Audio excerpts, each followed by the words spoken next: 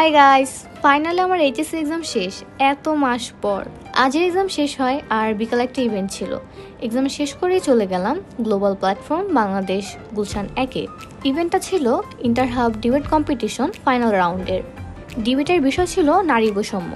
দুই পক্ষের যুক্তিগুলো খুবই অসাধারণ ছিল। আমার কাছে এরকম ইভেন্টগুলো এত ভালো লাগে। থ্যাঙ্কস টু শ্রুতি আপু আমাকে এরকম ইভেন্টগুলোতে পার্টিসিপেট করার জন্য সুযোগ করে দেয়। আসলে প্রত্যেক ইভেন্ট থেকেই কিছু না কিছু শেখার থাকে, আর বিশেষ করে ডিবেট রিলেটেড ইভেন্টগুলোতে অনেক বিষয় সম্পর্কে আমরা জানতে পারি। কম্পিটিশনের বিচারক হিসেবে ঢাকা বিশ্ববিদ্যালয় এবং জাহাঙ্গীরনগর বিশ্ববিদ্যালয়ের ডিবেট ক্লাবের সম্পাদকরা ছিল। কম্পিটিশনের পরে বিচারকদের বক্তব্যের শেষে প্রাইজ দেওয়া হয়েছিল।